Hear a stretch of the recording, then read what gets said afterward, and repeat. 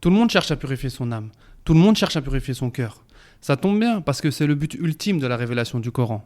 Mais il faut savoir que la réalisation de ce but se fait à travers les sens du Coran qui sont sa compréhension, sa méditation et sa mise en pratique.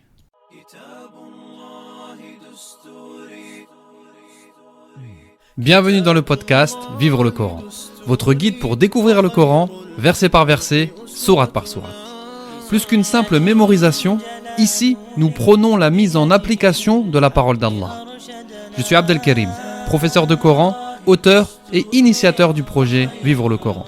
Mon objectif est de vous accompagner afin de faire de vous de réels compagnons du Coran, qui sont ceux qui le lisent, le comprennent, le méditent et le mettent en pratique au quotidien.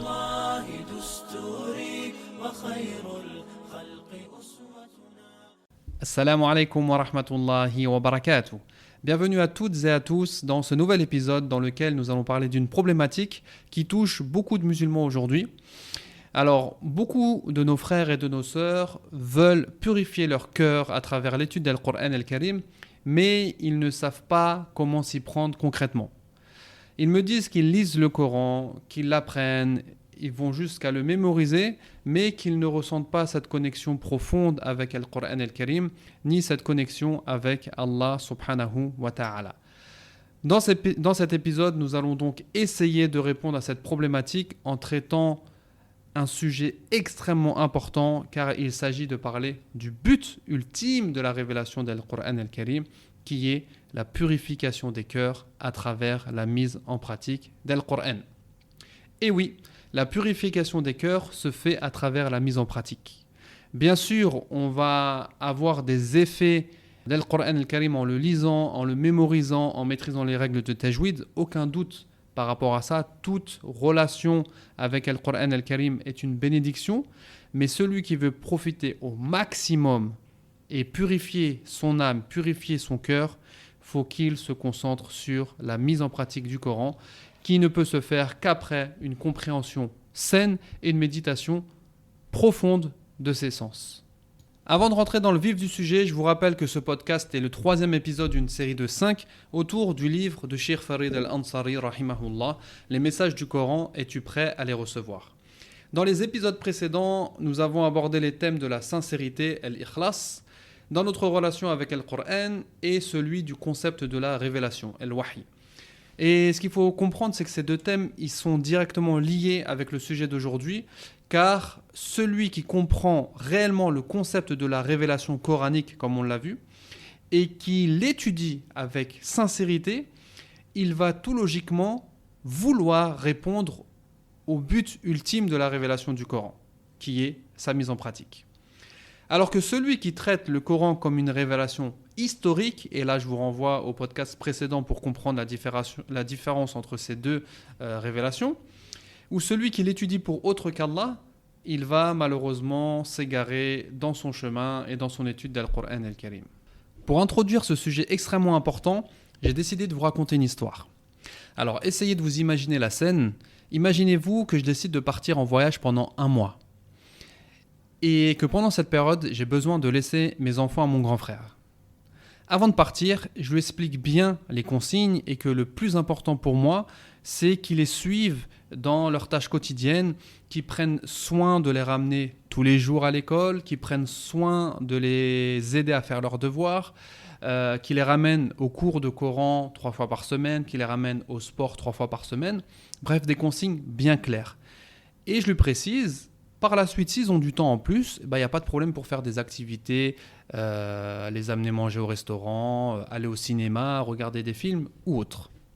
1 mois après, je reviens de mon voyage et lorsque je vais chercher mes enfants, je les vois tout beaux, donc avec des nouveaux habits, nouvelle coupe de cheveux. Logiquement, je me dis, si les choses en plus ont été faites, logiquement, c'est que le plus important a été fait. Donc, le programme scolaire a été suivi, le programme de Coran a été suivi, les cours de sport, tout est OK. Je remercie mon frère et dans la voiture, je parle avec les enfants et je leur demande alors comment ça s'est passé l'école, le Coran, le sport. Et là, ils me répondent on n'y a pas été. Avec tonton, on n'a fait que jouer, on n'a fait que regarder la télé et on a fait que manger des hamburgers et des pizzas. À ce moment-là, je ressens un sentiment qui est celui de la trahison. J'ai demandé des choses précises à mon frère, j'ai demandé des choses importantes et il ne m'a pas écouté. Au contraire, il s'est concentré sur autre chose, il s'est concentré sur le divertissement de mes enfants. Alors pourquoi je vous raconte cette histoire ? Tout simplement pour faire un parallèle avec la relation que l'on entretient avec le Coran al-Karim. J'aimerais qu'on se pose la question suivante. Est-ce que dans ma relation avec le Coran, je me concentre sur ce qui m'a été demandé ou je me concentre sur des choses secondaires qui sont certes importantes mais qui restent secondaires? C'est le sujet qu'explique Cheikh Farid al-Ansari rahimahullah en nous disant dans son livre qu'il existe aujourd'hui une crise conceptuelle dans la manière de traiter le Coran et même les hadiths. Et le problème en réalité, c'est que nous travaillons autour du Coran et non pas par le Coran ni à l'intérieur du Coran. Aujourd'hui, nous avons un réel problème dans notre relation avec le Coran, car dans notre méthodologie, nous avons inversé les buts et les moyens de la révélation du Coran. Nous nous sommes mis comme but de mémoriser entièrement le Coran, et ça s'arrête là. Et nous avons oublié le but ultime de sa révélation, qui est la purification des âmes à travers sa mise en pratique. Nous avons fait de sa mémorisation un objectif premier, alors que c'est qu'un moyen réellement pour pouvoir le mettre en pratique. À ce propos, Al-Fudayl, rahimahullah, il a dit « Le Coran a été révélé pour être mis en pratique, mais malheureusement, les gens ont pris sa récitation pour seul acte d'adoration. Le Coran a été révélé pour être mis en pratique, malheureusement, les gens ont pris sa récitation pour seul acte d'adoration. » Avant d'aller plus loin, je répète que toute relation que l'on a avec le Coran al-Karim, c'est une baraka dans notre vie. Que ce soit de la lecture, que ce soit de l'étude des règles de tajwid, que ce soit la mémorisation, que ce soit la compréhension, la méditation, bref, tout ce qui a un lien avec le Coran, c'est une bénédiction. Et je rappelle également que mémoriser le Coran est quelque chose de très méritoire et sachez que j'encouragerai toujours les gens à le faire. Mais sûrement pas au détriment de ce qui est plus important, de ce qui amène à la purification de l'âme, c'est-à-dire la mise en pratique, qui est obligée de passer par une compréhension saine du Coran et par une méditation profonde. Car oui, on l'oublie souvent, mais les fruits de l'étude du Coran, la purification de l'âme, se trouvent dans les sens du Coran et non pas dans les mots du Coran. Quand je parle des sens du Coran, c'est sa compréhension, sa méditation et sa mise en pratique. Bien sûr, ce que je vous explique, ça ne vient pas de moi, mais c'est tiré directement des versets du Coran. À titre d'exemple, Allah subhanahu wa ta'ala, il dit dans le verset 129 de Surat al-Baqarah « Rabbana wa ba'ath fihim rasulan minhum yatlu alayhim ayatika wa yu'allimuhumul kitaba wal hikmata wa yuzakkihim innaka antal azizul hakim » Dans le sens, Allah il dit « Ô Seigneur, sous la personne de Ibrahim, ô Seigneur, envoie l'un des leurs comme messager parmi eux pour leur réciter tes versets, leur enseigner le livre et la sagesse et les purifier, car c'est toi, certes, le puissant, le sage. » Donc Ibrahim, il fait cette invocation, ô Allah, envoie l'un des leurs comme messager, l'un parmi les Arabes comme messager, le prophète sallallahu alayhi wa sallam, pour leur réciter tes versets. Donc la première fonction du prophète sallallahu alayhi wa sallam, c'est de transmettre les messages, de réciter les versets. Et nous aussi, notre première fonction, c'est de lire le Coran, parce que le premier lien que l'on a avec le Coran al-Karim, c'est à travers sa récitation et sa lecture. Mais ça ne s'arrête pas là. Pour leur réciter tes versets, leur enseigner le livre et la sagesse. Leur enseigner le livre, beaucoup de savants nous expliquent que cette partie du verset signifie pour leur enseigner les sens des versets, la compréhension des versets. C'est l'avis par exemple de l'imam Al-Qurtubi. Et la sagesse signifie enseigner la mise en application de ces versets.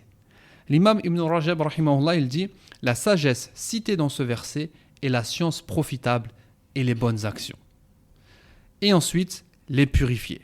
Ceci nous amène à comprendre que la purification des cœurs, la purification des âmes, arrive après ou est le fruit de la mise en pratique des versets du Coran qui sont également le fruit d'une compréhension saine de ces mêmes versets. Je le répète parce que c'est extrêmement important.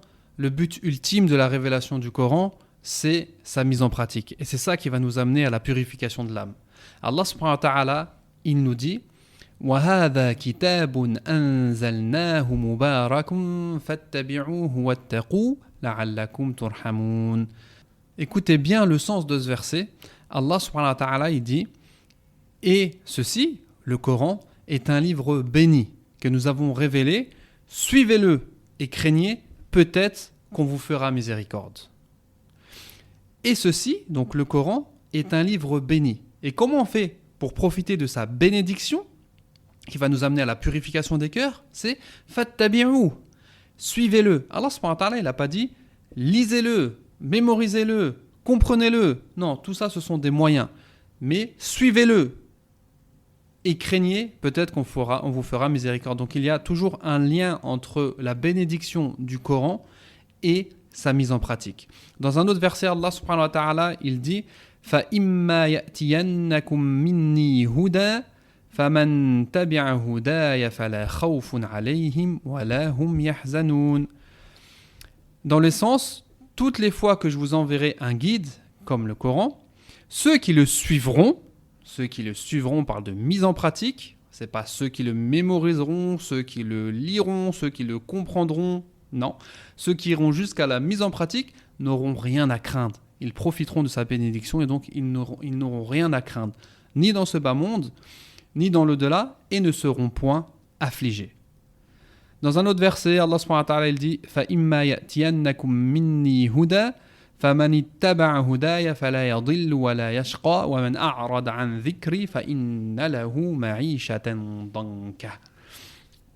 Dans le sens, puis si jamais un guide vous vient de ma part, comme le Coran, quiconque suit mon guide, donc encore quiconque met en pratique mon guide, ne s'égarera pas, ni ne sera malheureux. Regardez parmi les bénédictions del Coran al-Karim.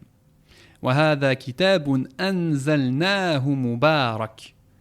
Ceci, le Coran, est un livre béni que nous avons révélé. Comment profiter de sa bénédiction? Fattabi'u, suivez-le, mettez-le en pratique. Par contre, quiconque se détourne de mon rappel mènera certes une vie pleine de gêne. Qu'Allah nous en préserve. Avant de continuer et de vous parler de l'exemple des compagnons radiyallahu anhum dans l'apprentissage du Coran et l'importance qu'ils donnaient à la mise en pratique, je voulais vous informer que pour vous remercier de votre fidélité et de votre soutien, je vous ai réservé une petite surprise. Et pour en profiter, vous n'avez qu'à cliquer sur le lien qui se trouve dans la description de ce podcast. Je ne vous en dis pas plus, mais profitez-en car cette surprise n'est valable que pendant une semaine, Inch'Allah. On revient à notre sujet d'aujourd'hui qui est le but ultime de la révélation du Coran qui consiste à la purification des âmes à travers la mise en pratique du Coran. Et on va revenir à l'exemple des compagnons qui sont nos meilleurs exemples. Et il faut se poser la question, comment ont-ils appris le Coran? Et surtout, qu'est-ce qui était important pour eux dans leur étude du Coran? Qu'est-ce que le prophète sallallahu alayhi wa sallam cherchait à leur transmettre? Est-ce qu'il cherchait simplement à leur transmettre les mots du Coran, c'est-à-dire à savoir bien lire le Coran en respectant les règles de tajwid et à mémoriser le Coran? Donc je le répète, c'est quelque chose d'important, mais ça n'est pas le but ultime. Ou est-ce que le prophète sallallahu alayhi wa sallam insistait sur la compréhension du Coran, donc il s'assurait que les compagnons avaient bien compris, il leur donnait des pistes de méditation et leur donnait également des exemples de mise en pratique au quotidien. Vous l'avez bien compris, c'est la deuxième solution. Le prophète sallallahu alayhi wa sallam, quand on travaille sur sa méthodologie d'enseignement du Coran, on voit qu'il se focalisait sur l'enseignement et la transmission des sens du Coran, la compréhension saine des versets, la méditation profonde et surtout sa mise en application. C'est cette méthodologie, qui a permis de sortir la meilleure génération qu'a connue cette terre, la génération des compagnons. À titre d'exemple, on a Abdallah ibn Omar radiyallahu anhuma qui nous dit « Nous apprîmes la foi dans le sens, les sens du Coran avant d'apprendre le Coran, dans le sens les mots du Coran. Donc nous avons appris les sens du Coran avant d'apprendre les mots du Coran. Puis nous apprîmes le Coran, donc les mots du Coran, ce qui fit augmenter notre foi. Nous, on a fait l'inverse. Aujourd'hui, on se concentre sur l'apprentissage des mots du Coran, mais on ne travaille pas sur notre foi, les sens du Coran. Les compagnons, ils apprenaient les sens du Coran, ensuite ils apprenaient les mots du Coran, donc ils les mémorisaient, et ensuite, le fait de mémoriser ça, ça augmentait leur foi. Dans pas mal de textes, il nous est rapporté que les compagnons étudiaient le Coran par 5 versets ou par 10 versets. Ils faisaient l'effort pour les comprendre et l'effort pour s'imprégner justement de leur sens et s'imprégner de leur réalité spirituelle. C'est pour ça que cette génération-là est devenue la génération d'Ahlul Qur'an, les adeptes du Coran, des rapprochés du Coran, la communauté du Coran.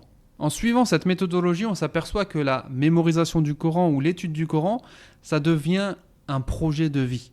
Et non pas simplement un but qu'on vise à atteindre au bout d'1 an ou 2 ans ou quelques années. Je mémorise le Coran et j'ai fini. Non. Pour résumer, si on devait donner des étapes de l'apprentissage du Coran par les compagnons, ça passait par une réception des versets du Coran, c'est-à-dire une récitation, une répétition de ces versets, notamment dans les prières de la nuit, dans laquelle ils se mettaient face aux réalités de ces versets, après avoir une compréhension saine de ces versets-là, avec un cœur sincère, ils mettaient leur âme face aux enseignements du Coran, face à cette réalité. Ensuite, ils passaient à l'éducation spirituelle, à la purification de l'âme, en mettant en application ces versets, en combattant leur âme de jour comme de nuit avec ces versets. Ensuite, il y a l'étape de l'enseignement. Ils appelaient les gens à Allah subhanahu wa ta'ala. Ils enseignaient le Coran al-Karim, aussi bien les mots que les sens du Coran. Ils éduquaient ceux qui étaient autour d'eux. Et bien sûr, ils défendaient également les versets du Coran face à ceux qui les attaquaient ou ceux qui essayaient de nuire. Et c'est pour ça qu'on peut dire que tous les compagnons sont des rapprochés du Coran, pas dans le sens où tous les compagnons ont mémorisé le Coran, mais dans le sens où tous les compagnons ont fait cet effort pour purifier leur âme à travers l'étude du Coran al-Karim. Écoutez bien ce que dit Cheikh Farid al-Ansari rahimahullah sur l'importance de la mise en pratique des versets et ne pas se contenter de la mémorisation. Il dit « Celui qui n'endure pas les épreuves sur la voie d'accès à la sincérité dans toutes ses œuvres, celui qui ne fait pas l'effort sur son âme pour rendre ses œuvres sincères et uniques pour Allah subhanahu wa ta'ala ne peut pas être considéré comme quelqu'un qui a mémorisé la sourate Al-Ikhlas. Celui qui ne trouve pas le goût de la sécurité quand il entre sous les protections des 2 sourates protectrices, donc sourate Al-Falaq et sourate An-Nas, c'est qu'en réalité, il ne les a pas retenus, il ne les a pas mémorisés. Celui dont les sentiments intérieurs ne s'enflamment pas de désir de se recueillir en prière au cœur de la nuit ne fait pas partie des familiers de la sourate Al-Muzammil. Celui qui ne brûle pas d'envie de prêcher la foi, d'avertir, d'ordonner le convenable et d'empêcher le blâmable ne peut pas faire partie de ceux qui se sont imprégnés de la sourate Al-Muddathir. Ceux qui ne se soumettent pas totalement à Allah subhanahu wa ta'ala et ne lui obéissent pas dans toute chose ne peuvent pas faire partie des rapprochés de Surat al-Baqarah, même s'ils l'ont mémorisé. Regardez la compréhension de Cheikh Farid al-Ansari rahimahullah, nous disant que le plus important, ça n'est pas la mémorisation, mais qu'est-ce qu'on en fait de cette sourate-là, qu'est-ce qu'on fait des sens de cette sourate-là. Si c'est mémorisé pour mémoriser, ça ne sert à rien. Par contre, celui qui a mémorisé Surat al-Ikhlas en œuvrant et en essayant d'être sincère dans toutes ses œuvres, celui qui a mémorisé, qui récite Surat Al-Falaq et Surat An-Nas en ressentant la protection d'Allah subhanahu wa ta'ala, celui qui a mémorisé Surat Al-Muzammil et qui pratique Qiyam al-Layl, parce que le message de Surat Al-Muzammil c'est Qiyam al-Layl, celui qui se lève pour faire da'wa, il peut faire partie des rapprochés de Surat Al-Muddathir, avec le verset Ya ayyuhal muddathir qum fa'anzir. Et la base en fait pour faire partie d'un rapproché d'une sourate, ça n'est pas sa mémorisation, mais c'est sa mise en pratique. C'est-à-dire que certains, par exemple, des grands prêcheurs ou des gens qui ont cette envie de transmettre le message de l'islam, même s'ils n'ont pas mémorisé Surat Al-Muddathir, ils vont être comptés comme rapprochés de Surat al-Mudaththir parce qu'ils ont mis en application les sens de cette sourate-là. Contrairement à celui qui mémorise la sourate, mais qui ne fait aucun effort dans la prédication. Et écoutez cette phrase de Cheikh Farid al-Ansari, rahimahullah. Il nous dit « Garder en mémoire une chose, c'est garder ce qu'elle exige comme responsabilité, s'imprégner de sa sagesse, agir en fonction de ses implications et s'efforcer de s'acquitter des droits d'Allah en rapport avec cette chose. Allahu Akbar. Garder en mémoire une chose, c'est garder ce qu'elle exige comme responsabilité, s'imprégner de sa sagesse, agir en fonction de ses implications et s'efforcer de s'acquitter des droits d'Allah en rapport avec cette chose. Cheikh Farid al-Ansari nous résume le concept de celui qui veut être le rapproché d'une sourate, c'est celui qui met en pratique cette sourate-là, et ça n'est pas simplement celui qui la mémorise. Et bien sûr, on a beaucoup de textes qui vont dans ce sens-là. Par exemple, le prophète sallallahu alayhi wa sallam, il nous dit « Al-Qur'an hujjatun lak ou alayk » Le Coran est une preuve pour toi ou contre toi. L'imam al-Nawawi, il dit « C'est une preuve pour toi si tu le récites et si tu le mets en pratique. Sinon, c'est une preuve contre toi. » On a cette parole d'Abu Darda, radiallahu anhu, également qui disait « Je crains que mon Seigneur m'appelle le jour dernier, puis qu'il me dise « Oh Uwaymir ». Je réponds « Oui Allah, je suis là devant toi ». Puis il me dit « De ce que tu savais, qu'as-tu mis en pratique ?» Les compagnons, ils avaient vraiment ce souci de mise en pratique du Coran al-Karim. On a Ibn al-Arabi, rahimahullah, qui dit dans l'explication du hadith précédent « Le jour du jugement dernier, la chose la plus grave par laquelle le serviteur rencontrera son Seigneur est un Coran mémorisé mais pas mis en pratique. » Allahu Akbar. Le jour du jugement dernier, la chose la plus grave par laquelle le serviteur rencontrera son Seigneur est un Coran mémorisé mais pas mis en pratique. Ibn al-Qayyim, rahimahullah, il dit « Les fervents adeptes du Coran sont ces savants, ceux qui le mettent en pratique même s'ils ne l'ont pas mémorisé. Quant à celui qui le mémorise par cœur sans le comprendre, ni le met en pratique, il ne fait pas partie de ses rapprochés, même s'il le récite parfaitement. » Ce sont des phrases qui ont beaucoup de sens et ce sont des phrases qu'il faut qu'on se rappelle. Il faut qu'on ait conscience de ces choses-là. Que l'importance avec le Coran al-Karim, c'est la mise en pratique. Et que cette mise en pratique, elle ne peut se faire qu'à travers une compréhension saine et une méditation profonde. Ensuite, il est mieux de le mémoriser. Il y a beaucoup de mérites qui parlent de la mémorisation du Coran. Mais focaliser tous nos efforts sur la mémorisation en délaissant la compréhension et la mise en pratique, ça n'est pas la méthodologie prophétique dans l'enseignement du Coran al-Karim. Je sais que pour beaucoup d'entre vous, quand on parle de mise en pratique du Coran, c'est quelque chose d'abstrait, parce qu'on estime que comme on prie, comme on jeûne, comme on fait le pèlerinage, on met en pratique les versets du Coran. Oui, c'est vrai. Vous mettez en pratique les mises en pratique générales du Coran, mais il faut savoir que chaque verset du Coran transmet un message de mise en pratique. Et on peut s'en apercevoir que si on prend notre temps à lire le Coran, à lire les livres de tafsir et à réfléchir justement sur les idées de mise en pratique que nous transmet Allah subhanahu wa ta'ala à travers ce verset. Pour rendre les choses un peu plus concrètes, la semaine prochaine, Inch'Allah, on va faire un épisode sur la mise en pratique d'un verset. Je vais choisir un verset.